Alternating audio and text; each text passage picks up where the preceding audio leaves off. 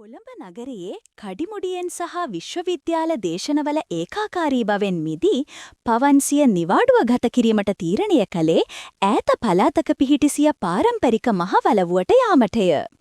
ඒ ඔහුගේ ආදරණීය මිත්තණියගේ සුවදුක් බැලීමටත් නාගරික ජීවිතයේ පීඩනයෙන් මඳක් හෝ මිදීමටත්ය. දූවිලි වලාකුළු නම්වමින් ගුරුපාර දිගේ වලව්වට ළඟා වන විට ඈතින් පෙනෙන පැරණි දෙමහල් ගොඩනැගිල්ල ඔහුගේ සිතට ගෙන ආවේ කුඩා කල සුන්දර මතකයන් රැසකි. වලව්වේ විශාල දොරටුවෙන් ඇතුළු වූ පවන්ව පළමුවෙන්ම පිළිගත්තේ මිත්තණියගේ උණුසුම් සිනහවයි. මගේ රත්තරන් පුතා ආවද? මන් බලන් හිටියේ පුතා එනකල්. ඇය ඔහුගේ හිස අතගාමින් කීවාය. කොහොමද ආච්චි අම්මේ ඔයාට? පවන් ඇසුවේ ඇගේ දෑත් තම දෑත් අතරට ගනිමිනි. මට මොනව වෙන්නද පුතේ? මේ වයසට යන එක තමා. පුතාට කෙනෙක්ව අඳුන්වල දෙන්න ඉන්නවා. එසේ කියූ මිත්තණිය සාලයේ අනික් පසට හැරුණාය. එහි ජනේලයෙන් පිටත බලා සිටි කාන්තාවක් ඔවුන් දෙසට හැරිනි. මොහොතකට පවන්ගේ හුස්ම නතර වූවක් මෙන් ඔහුට දැනිනි. ඇය වයස අවුරුදු 35ක පමණ වුවද ඇගේ රූපශ්‍රියාවෙන් කිසිදු අඩුවක් නොවිය. සරල කපුසාරියකින් සැරසී සිටියද ඇගේ මුහුණේ වූයේ විස්තර කළ නොහැකි අලංකාරයකි. එහෙත් ඒ සුන්දර ඩෑස්වල ගැඹුරු දුකක් තනිකමක් සඟවා ඇති බව පවන්ගේ තියුණු නිරීක්ෂණයද හසුවිය. මේ සජිනි දුව. අපි දුරින් නෑදෑයෙක් වෙන්නෝ. දුවගේ මහත්තයා නැති වුණාට පස්සේ ටික දවසකට මෙහි ඇවිත් ඉන්නෝ. පවන් ඇයට ආචාරශීලීව සිනාසුනේය. මම පවන්. සජිනි ඇය මිමිනුවේ සියුම් හඩකිනි. ඔවුන්ගේ දෑස් මොහොතකට එකිනෙක ගැටි ඉවටට ගියේය. ඒ බැල්ම තුල ඌවේ හුදු හඳුනා ගැනීමකට වඩා ගැඹුරු යමකි. පවන්ගේ සිතේ ඒ අබිරහස් දෑස් පිළිබඳ කුතුහලයක් පෙළපදියම් විය. එදින සවස් යාමය උදා වූවේ අහස කළු කරගත් වලාකුළු සමගිනි. සොබාදහම මහා විනාශයකට සැරසෙන බවට පෙරනිමිති පහළ විය. රාත්‍රී ආහාරයෙන් පසු මිත්තණිය සිය කාමරයට ගිය අතර පවන් සහ සජිනි සාලයේ ඉතිරි විය. පිටට සුළඟේ වේගය ක්‍රමයෙන් වැඩි වෙමින් වලව්වේ පැරණි ජනෙල් පියන් එකිනෙක ගැටෙන ශබ්දය බියකරු විය. කුණාටුවක් එන පාටයි පවන් නිහඬියාව බිඳිමින් කීවේය. සජිනි ජනේලයෙන් පිටත බලමින් හිස වැනුවාය. ගොඩක් දරුණු එකක් වගේ. ඒ සමගම සවිකර තිබූ විදුලි බුබුලු කිහිපවරක් දැල්වී නිවී ගොස් මුළු වලව්වම ඝන අන්ධකාරයක ගිලී ගියේය.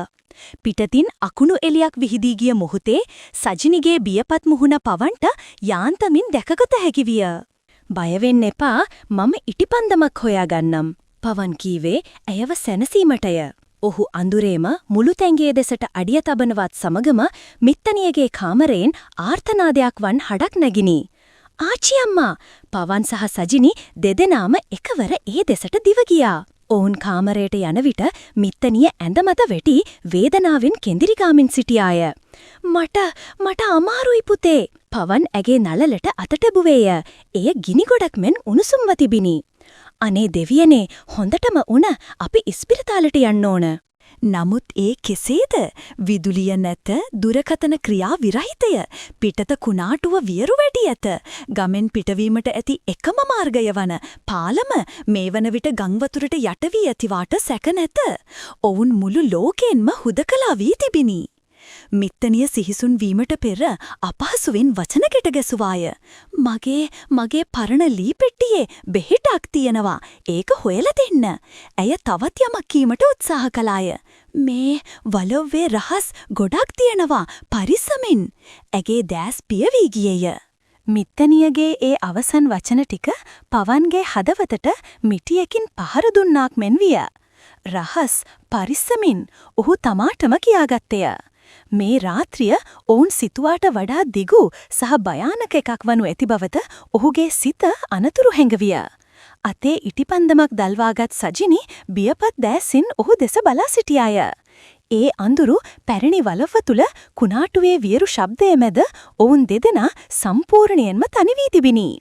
ඉටිපන්දම් එළියේ වෙවුලන සෙවණැලි වලව්වේ බිත්ති මත යෝධ රූපමවමින් නටන්නට විය. සෑම සුළං හමන වාරයකදීම නිවී යාමට තැත් කරන ඉටිපන්දම් දැල්ල පවන් සහ සජිනිගේ සිත්වල වූ බිය තවත් තීව්‍ර කළේය. ඔවුන්ගේ පළමු අරමුණ වූයේ මිත්තනිය පැවසූ පැරණි ලී බෙහෙත් පෙට්ටිය සොයා ගැනීමයි. ආච්චි අම්මා ඒක තියන්න පුළුවන් කොහෙද? සජිනි කීවේ කාමරයේ වූ විශාල අල්මාරියක් විවෘත කරමිනි. පැරණි සාරි සහ ඇඳුම් වලින් නැගෙන කපුරු සුවඳක් ඔවුන්ගේ නාස්පුඩු කරා ළඟා විය. මට මතක විදිහට උඩ තට්ටුවේ එයාගේ පරණ බඩු දාන කාමරයේ තමයි ඔය වගේ දේවල් තියන්නේ.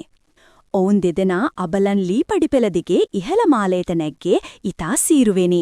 පඩිපෙළ නැගෙන සෑම පියවරකදීම නැගෙන ක්‍රීක් ශබ්දය වලව්වෙන් දිහැඬියාව බින්දිමින් ඔවුන්ගේ කොඳුනාරටිය දිගේ සීතලක් ගලා යවීමට සමත් විය.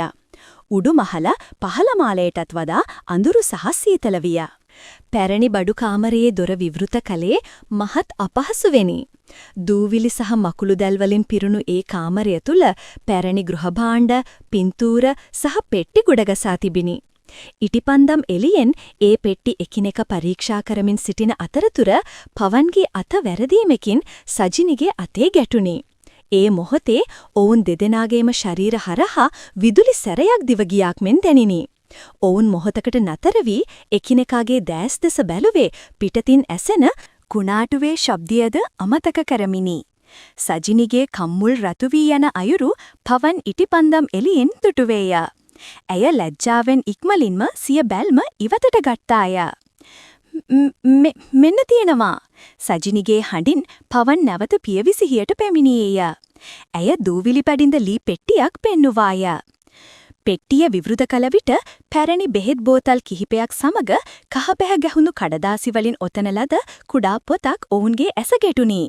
එය දිනපොතක් විය. කුතුහලයෙන් යුතුව පවන් එය අතට ගත්තේය. මේ කාගේද? සජිනි ඒ දෙස බැලුවේ පුදුමයෙනි. මේ මගේ මහත්තයාගේ අත්තකුරු. ඇගේ හඬ වෙවුලන්නට විය. ඔවුන් දෙදෙනා පහළ මාලයට පැමිණ මිත්තනියට අවශ්‍ය බෙහෙත් සෙවීමෙන් අනතුරුව සාලයේ වූ පුටු දෙකක වාඩිගත්තේ දිනපොත අතැතිවය. පිටට කුණාටුව තවමත් වියරු වැටී තිබූ අතර ඔවුන්ට මේ මොහොතේ කල හැකි වෙනත් කිසිවක් නොවිය. කුතුහලය ඉවසාගත නොහැකි වූ තැන පවන් සජිනිගේ අවසරය ඇතිව දිනපොතේ පිටු පෙරලන්නට විය. එහි ලියා තිබූ දෙයක් කියවද්දී ඔවුන් දෙදෙනාගේම මුහුණු භීතියෙන් සුදුමැලි විය. සජිනිගේ මියගිය සැමියා රණසිංහ පෞරාණික වස්තුන් හොර රහසේ විකුණන මහා පරිමාණ ජාවාරමක ප්‍රබල සමාජිකයෙකු බව එහි පැහැදිලිව සඳහන් කර තිබිනි. එමෙන්ම වලව්වේ කොතනක හෝ අතිශය වටිනා මැණික් මල්ලක් සඟවා ඇති බවත් එය ඔහුගේ ජාවාරම් සගයන්ගෙන් සඟවා තබා ඇති බවත් එහි ලියා තිබුණේය. රණසිංහට හතුරෝ ගොඩක් හිටියා. මම මැරුණොත් ඒ මැණික් හොයාගෙන උන් මෙහෙට ඒවි. සජිනිව පරිස්සම් කරගන්න දෙවියනේ. දිනපොතේ අවසන් පිටුවේ එසේ ලියා තිබිනි. සජිනිගේ දැස් වලින් කඳුළු ගලා යන්නට විය. මට මේ කිසිම දෙයක් ගැන කිව්වේ නෑ. පවන් ඇයව සනසන්නට උත්සාහ කරනවත් සමගම ඩෝං යනුවෙන් මහ හඩක් නගමින් වලව්වේ පිටුපස ජනේලයක් බිඳී යන ශබ්දයක් ඇසිනි. ඒ කුණාටුව නිසා වූවක් නොවන බව ඔවුන් දෙදෙනාටම තත්පරයකින් වැටහිනි. පිටතින් මිනිසුන් කතා කරන හඩක් යාන්තමට ඇසෙන්නට විය. උන් ඇවිත් සජිනි බියෙන් වෙවුලමින් පවන්ගේ අතේ එල්ලුණාය. බය වෙන්න එපා, අපි හැංගෙන්න ඕන. පවන් ඇයව ඇදගෙන පඩිපෙළයට තිබූ කුඩා අඳුරු ගබඩා කාමරයක් දෙසට දිව ගියේය. ඒ කුඩා ඉඩකඩ තුල පිටත කුණාටුවේ වියරු හඬ ඔවුන්ගේ එකම ආරක්ෂාව විය. ඒ අඳුරු නිහඬතාවය බිඳිමින් ඇසුනේ ඔවුන්ගේ හදගැස්ම යොව වලව්වේ පැරණි ලීදඬු මතට පතිතවන වැහි බිඳුවල ඒකාකාරී රිත්මයයි. ඒ රිත්මය ඔවුන් දෙදෙනාගේම සිත්වල වූ බිය සහ ව්‍යාකූලත්වය මනාව නිරූපණය කළේය. භෞතික සමීපත්වයට වඩා ඒ මොහොතේ ඔවුන් දෙදෙනා අතර වූයේ එකම ඉරණමකට මුහුණ දෙන දෙදෙනෙකුගේ නොකියූ අවබෝධයකි. පවන්ගේ සිතට නැගුණේ ඇයව ආරක්ෂා කළ යුතුය යන සිතුවිල්ලටත් වඩා මේ අන්ධකාරයෙන් ඔවුන් දෙදෙනාම එක්ව ගැලවිය යුතුය යන අදිටනයි. අඳුරේ සජිනි බියෙන් ඉකියක් ගැසුවාය. පවන් ඇගේ මුහුණ සිය දෑත්වලටගෙන ඇගේ කඳුළු පිස දැමුවේය. මම ඉන්නකල් ඔයාට මුකුත් වෙන්න දෙන්නේ නෑ සජිනි. ඔහු කෙන්දිරුවේය. මම ඔයාව බලා ගණ්ඩවා. ඒ වචනවල වූයේ හුදු සැනසීමක් පමණක් නොවේ. එහි ගැඹුරු අවංක හැඟීමක් ගැබ්බී තිබුණේ. ඒ අඳුරු හුදකලා මොහොතේ ඔවුන් දෙදෙනාගේ සිත් එකිනෙක බැඳී යන බව ඔවුන්ටම දැනිනි. ජීවිතේ පළමු වතාවට පවන් තමාට ගැහැණියක කෙරෙහි මෙතරම් බලවත් ආරක්ෂක හැඟීමක් සහ ආදරයක් ඇතිවන බව වටහාගත්තේය. පවන් සජිනි කෙඳිරුවාය. මටත් ඔයා ගැන. ඇයසිය වාක්‍යය සම්පූර්ණ කිරීමට පෙර ගබඩා කාමරයේ දොර දඩාස් හඩින් විවෘත විය. විදුලි පන්දම් එලියක් ඔවුන්ගේ මුහුණු මතට එල්ල විය. කළු වැඳගත් මුහුණු ආවරණය කරගත් පුද්ගලයන් දෙදෙනෙක් අතේ තියුණු යමක් දරාගෙන ඔවුන් ඉදිරියේ සිටගෙන සිටියා. මැණික් ටික කොහෙද තියෙන්නේ? ඔවුන්ගෙන් එක් අයෙක් ගොරහැඩි හඬින් ඇසුවේය. රාත්‍රියේ නියම භීෂණය දැන් ආරම්භ වී තිබිනි. විදුලි පන්දම් එළියෙන් දිලිසෙන තියුණු යමක් දිස බැලූ පවන්ගේ ශරීරයම සීතල වී ගියේය. එහෙත් සජිනිගේ බියපත් මුහුණ දුටු විට ඔහුගේ සිතට අමුතුම ධෛර්යයක් ගලා ආවේය. ඔහු ඇයව තම පිටුපසට කර ආරක්ෂාකාරීව සිටගත්තේය. අපි දන්නේ නෑ මොන මැණික් ගැනද ඔයාලා කතා කරන්න කියලා. පවන් උත්සාහ කළේ තම හඬේ වෙව්ලීම සංගවා ගැනීමටය. බොරු කියන්න එපා. එක් පුද්ගලයෙක් කෑගසමින් සජිනි දෙසට තම අතේ වූ ආයුධය දිගු කළය. රණසිංහ හැංගුවේ කොහෙද කියලා කියපම්. ඒ මොහොතේ පවන් තීරණයක් ගත්තය. සටන් කර මිය ගියත් සජිනිට හානියක් වීමට ඉඩ නොදෙන බවට ඔහු සිතාගත්තය. ඔහුට කුඩා කල සිට වලව්වේ සෑම අස්සක් මුල්ලක් ගැනම හොඳ අවබෝධයක් තිබුණි. එය ඔහුගේ එකම ආයුධය විය. මැණික් තියෙන්නේ උඩතට්ටුවේ පරණ සේප්පුවේ. මම අරන් දෙන්නම්. ඒත් මෙයාට මුකුත් කරන්න එපා. පවන් කීවේය. නරුමයන් දෙදෙනා එකිනෙකා දෙස බැලූහු. හරි, උඹ ඉස්සර වෙයන්. එක වැරදි වැඩක් කළොත් මෙයාට හොඳටම විඳවන්න වෙයි. පවන් සෙමෙන් ගබඩා කාමරයෙන් පිටතට පැමිණ පඩිපෙළ දෙසට ඇවිද ගියේය. එක් අයෙක් ඔහුගේ පිටුපසින් එම තියනු ආයුධය තබාගෙන ගමන් කළ අතර අනෙකා සජිනිව අල්ලාගෙන සිටියේය. පවන්ගේ සැලැස්ම වූයේ ඔවුන්ව උඩුමහලට ගෙන ගොස් එහි අඳුර සහ අවුල් සහගත බව ප්‍රයෝජනයට ගෙන යම් දෙයක් කිරීමයි.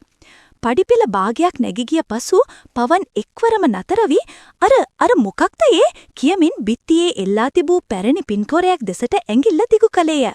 ඔහුගේ පිටුපසින පුද්ගලයා මොහොතකට ඒ දෙස බැලූ සැනින් පවන් අනපේක්ෂිත ලෙස පැත්තකට වන්නට යෙදුණි.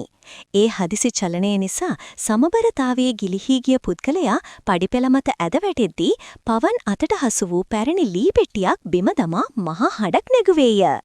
ඒ හදිසි ශබ්දයෙන් අවධානය බිඳී ගිය අනෙක් පුද්ගලයාගේ ග්‍රහණයෙන් මිදුණු සජිනි කෑගසමින් පිටටට දිව ගියාය. උදව් කරන්ද හොරු ඇගේ හඬ කුණාටුවේ ශබ්දයද පරදවමින් ගම පුරා දෝංකාර දුන්නේය. දැන් තත්වය තවත් දරුණු විය. නරුමයන් දෙදෙනාගේම කෝපය පවන් වෙත යොමු විය. ඔවුන් දෙදෙනාම ඔහු දෙසට දිවෙද්දී පවන් උඩුමහලේ අඳුරු කොරිඩෝව දිගේ දිව ගියේය. එය සටනකට වඩා අඳුරේ සැඟවෙමින් කරන මර ලතෝනියක් විය. ඔහු ඔවුන්ව රවටමින් කාමරයෙන් කාමරයට මාරු විය. එක අවස්ථාවක ඔහු විශාල අල්මාරියක් ඔවුන්ගේ දෙසට තල්ලු කර ඔවුන්ව මොහොතකට නතර කිරීමට සමත් විය. අවසානයේ එක් අයෙක් පවන්ව බිම දමා ගැනීමට සමත් විය. ඒ මාරාන්තික අනතුර ඔහුගේ ගෙල දෙසට ලංවෙමින් තිබිනි. පවන් තම අවසන් ශක්තිය යොදා ඔහු සමග පොරබදමින් සිටියේය. තමාගේ අවසානය මෙයදයි ඔහුට මොහොතකට සිතිනි. එහෙත් ඒ සමගම වලව්වේ ප්‍රධාන දොරටුව කඩාගෙන විදුලි පන්දම් සහ පොළු මුගුරු අතති ගම්වාසීන් පිරිසක් ඇතුළට කඩා වැදුනහා. සජිනිගේ කෑගැසීම ඔවුන්ට ඇසී තිබිනි. ගම්වැසියන්ගේ හදිසි පැමිණීමෙන් තැතිගත් නරුමයන් දෙදෙනාට පැන යාමට අවස්ථාවක් ලැබුණේ නැත. ඔවුන්ව අල්ලා ගස් බැඳ දමන ලදී. කුණාටුව පහව ගොස් නැගෙනහිර අහස රන්වන් පැහැයෙන් දිදුලන්නට විය. පොලිසිය පැමිණ අපරාධකරුවන් රැගෙන ගොස් තිබිනි. ගම්වැසියන්ගේ උපකාරයෙන් මිත්තනියව ළඟම ඇති රෝහලට ඇතුළත් කළ අතර ඇයගේ තත්ත්වය බරපතල නොවන බවට ආරංචියක් ලැබී තිබිනි. පවන් සහ සජිනි වලව්වේ ස්තෝප්පුවේ වූ පඩිපෙළ මත වාඩි වී අලුත් දවසේ උදාව දෙස බලා සිටියහා. රාත්‍රියේ භීෂණිය පහව ගොස් ඔවුන්ගේ සිත්වල වූයේ විස්තර කළ නොහැකි සහනයකි. ඔයාට තුවාලයක් නෑ නේද පවන්? සජිනි ඇසුවේ ඔහුගේ අතේ වූ සීරීමක් දෙස බලමිනේ. මේ මොකුත් නෙවෙයි. පවන් සිනාසුනයා. වැදගත් දේ ඔයා ආරක්ෂිතව ඉන්න එක. ඔවුන් අතර මොහොතක නිහඬියාවක් රජ කළේය. මම රණසිංහට ආදරය කළේ නෑ පවන්, සජිනි හදිසියේම කීවාය. ඒක යෝජනාවක්. මම එයාගේ සල්ලිවලටයි තත්වයටයි විතරයි බැඳුනේ. ඒත් මම කවදාවත් සතුටින් හිටියේ නෑ. මම ඇත්තටම ජීවත් වෙන්න පටන් ගත්තේ ඊයේ රෑ. ඇය පවන්ගේ දැස් දෙස කෙලින් බැලුවාය. ඔයා මගේ ජීවිතේ බේරගත්තා. ඔයා මට ආයෙත් ජීවත් වෙන්න බලාපොරොත්තුවක් දුන්නා. පවන් ඇගේ අතක් සිය දෑත් අතරට ගත්තිය. අපේ වයස් පරතරය, ඔහු පැවසිමීට ගියද සජිනි ඔහුගේ කටහඬ නැවැත්විය. වයස කියන්නේ ඉලක්කමක් විතරයි. වැදගත් වෙන්නේ හදවත් දෙකක් අතර තියෙන බැඳීම. ඊයේ රෑ ඒ අඳුරේ මම දැක්කේ මාව ආරක්ෂා කරන වීරයෙක්ව. මට දැනුනේ අවංක ආදරයක්. පවන්ගේ සිත සතුටින් පිරීතිරී ගියේය. ඔහු සෙමෙන් ඇය දෙසට ලං වී ඇගේ නළලත මත සියුම් හාදුවක් තැබුවේය. එය රාත්‍රියේ බීතිය මකා දමමින් නව ආරම්භයක් සනිටුහන් කළ හාදුවක් විය. වලව්වේ සැඟවූ මැණික් පිළිබඳ අභිරහස තවමත් විසඳී නොතිබුණද එය ඔවුන්ට තවදුරටත් වැදගත් නොවිය. ඔවුන් සොයාගෙන තිබුණේ ඊට වඩා වටිනා වස්තුවකි. ඒ එකිනෙකාගේ ආදරයයි. අලුතුපන් හිරුගේ රන්වන් රැස් ඔවුන්ගේ මුහුණු මත පතිත වෙද්දී පවන් සහ සජිනි එකිනෙකාගේ අත් තදින් අල්ලාගෙන බලාපොරොත්තු සහ ආදරයෙන් පිරුණු අනාගතයක් දෙස බැලූහා.